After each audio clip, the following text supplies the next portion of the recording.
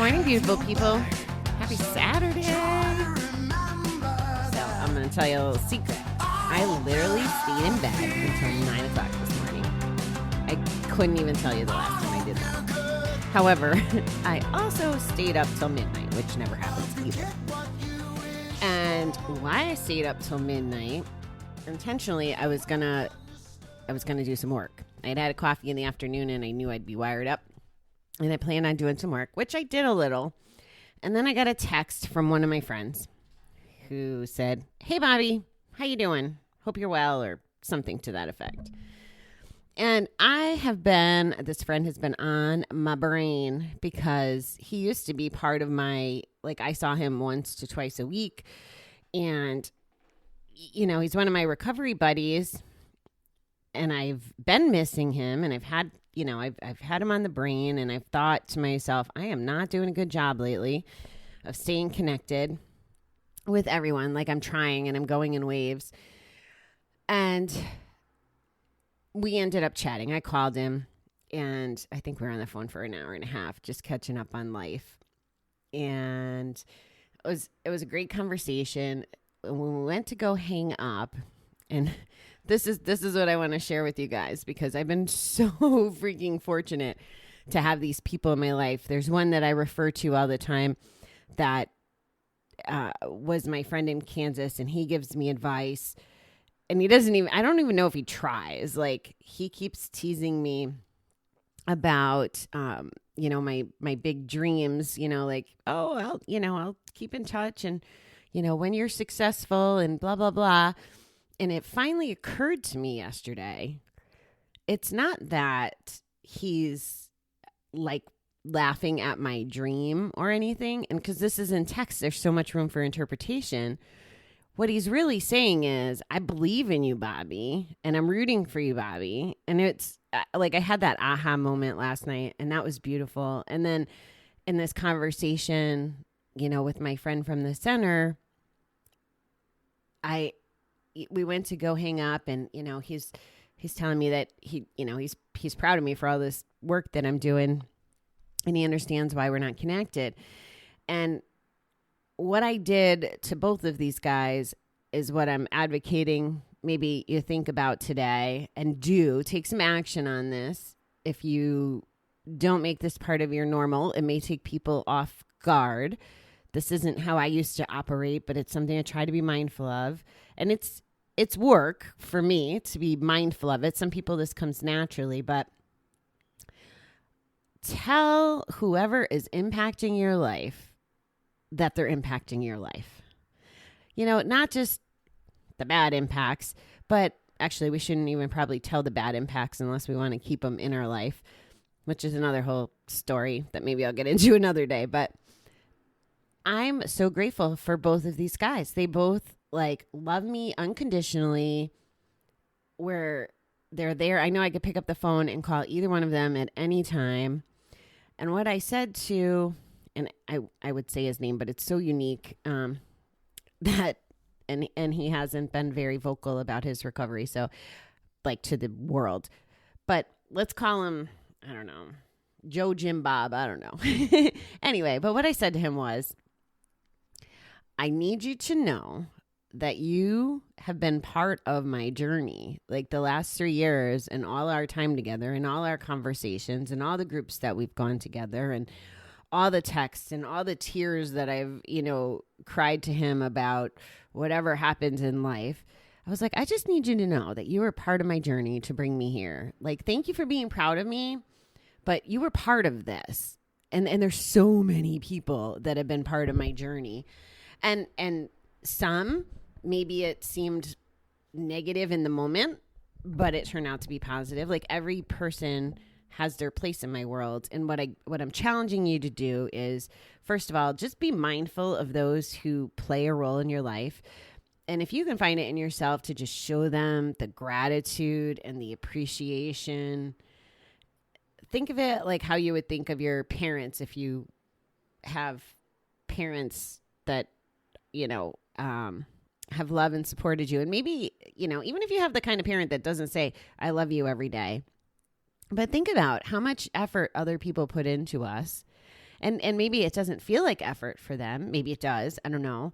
But who in your universe is touching your life? Like, again, I'm so freaking grateful that I have these people in my life.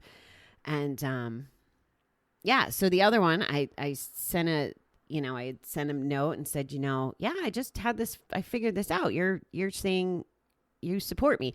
Like, and I don't know about you guys, but I'm finding that men text shorthand and women text longhand, or at least for me, I write a novel and for some reason they think they can get their point across in like 2 words. So, I got a little sappy this morning when I wrote back to him, because he's like, yeah, you finally, you figured it out. He's like, I've always seen good in you. Like, wow. And in the time frame in my life when we got to spend the most time together, I don't know how well he knew me sober. And yet he still said he saw good in me all along. So it's just crazy. I'm just feeling grateful this morning. And now I guess I will do the reading. Oh, I got to tell you one more thing. So I got a message, a message from a lady this morning that said, hey, we're friends on Facebook. It was an accident though. Like I friended you because, she's friends with my mother. I'm not even sure she realizes that it's my mother, but she's like, you can unfriend me if you want, but can I play the word game, or is the word game private or public?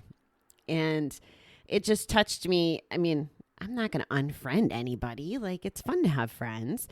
And the fact that she was paying attention, I hope it brings her some value and interaction and fun in her life. And I explained to her what we're doing with it in the evening. So it was just a sweet little message. And, I appreciate when people reach out to me. It's just touching. So I'm feeling touched this morning, and not in like the hanky-panky kind of way.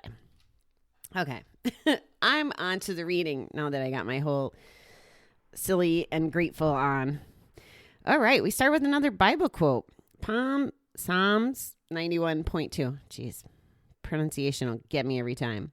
I will say of the Lord, he is my refuge and my fortress. My God, in him I will trust.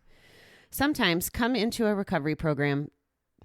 Wow. I didn't read this ahead of time, so let's see if I can figure out the flow of this. Sometimes we come into a recovery program totally devoid of faith in anything or anybody. We are harboring many resentments and feel that God was not there for us when we really needed him. Why should we believe he exists now?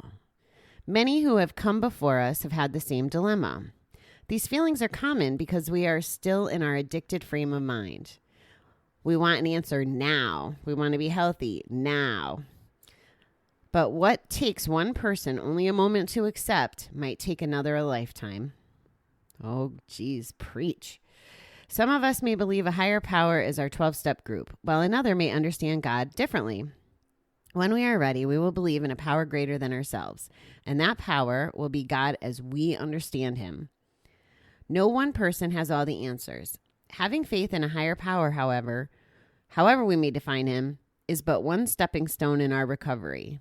But that stepping stone becomes the foundation of our spiritual program. Today, let me have faith that my life is protected by my higher power. Oh, my goodness. I'm so glad I get to talk about this for a minute. I have a feeling today's going to be a little bit longer, and I got somebody that's going to be knocking at my door soon. So I'm going to try to expound on this and not make it a normal size episode, since my commitment to you is 10 minutes, although I hardly ever keep it. So, wow. For me, and this captures it,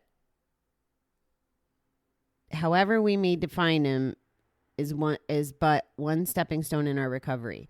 I've said this before. One of the biggest differences between my clean time the first time and my clean time since my last bet is my spirituality. 100,000,000%. And I will be honest, I'm still not 100% like church or, a certain religion. I still struggle with the word God. When we do the serenity prayer, there's one of the things I loved about Oscar. He knew how uncomfortable it made me. And the philosophy amongst us is we have to be uncomfortable in the comfortable in the uncomfortable. So he used to make me lead the serenity prayer to get me to say God. So here's what's so important about it. When I was denying any kind of spirituality and I had my walls up and my negative, like pre-treatment, pre-Brett Bobbie, I don't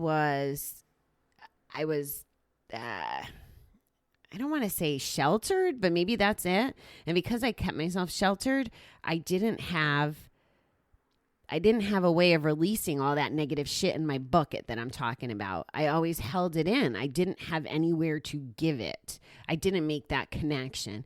And that's why I talk about it as a bucket. You don't have to have religion to have a bucket. You have a bucket of negativity. You want to empty it so you have room to put the positivity in it. It's just that simple. It's not religion. It's not any of that.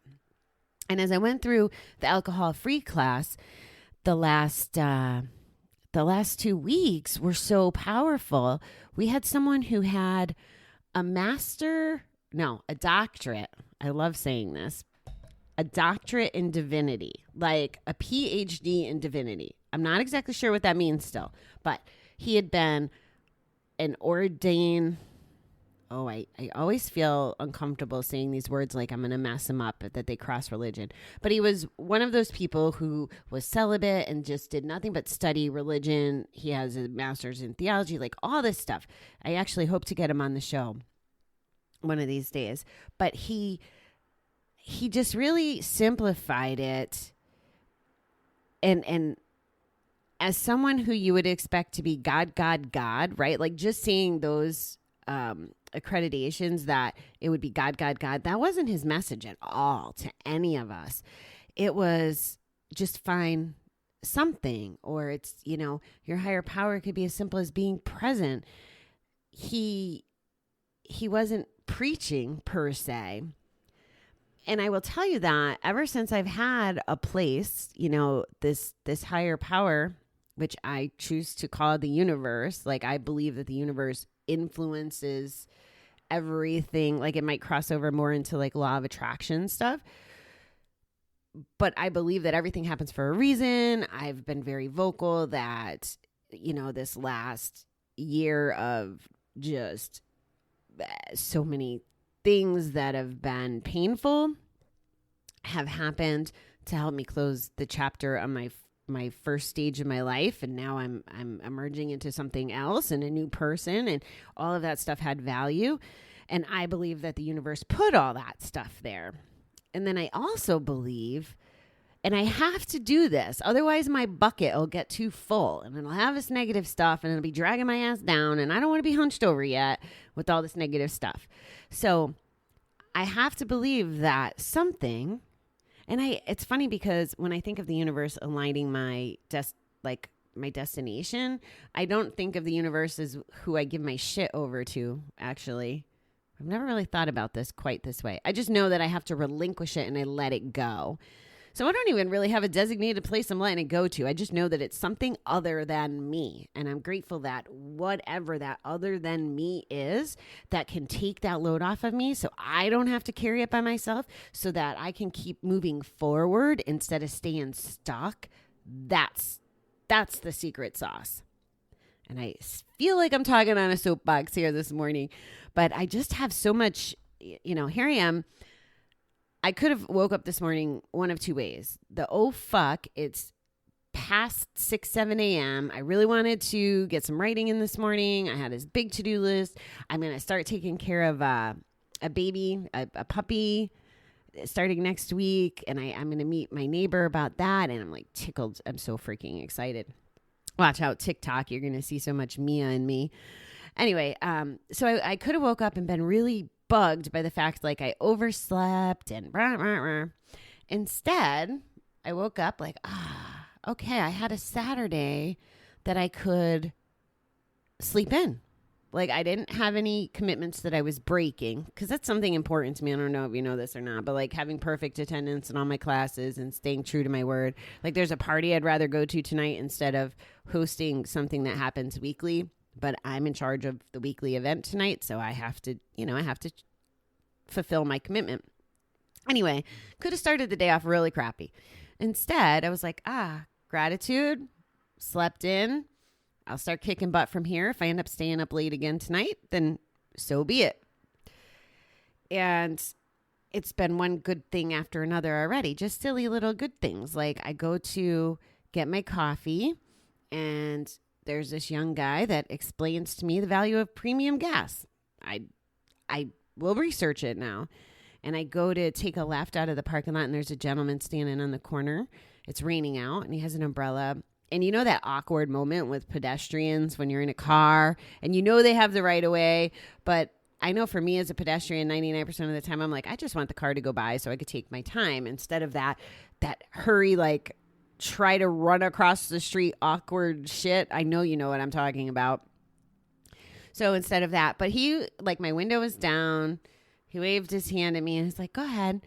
And it wasn't like the most, there was nothing in particular special about this moment, but here I was in this climate communicating with this stranger and it made it so that we could both be, in our comfort zone. I totally would have let him cross, but he totally let me go. And there's a Bobbie that usually shows up in that situation. No, you go first. You go first. You go first. Wasn't like that. It was just a nice, pleasant transaction. Have a great day. We said farewell. And it's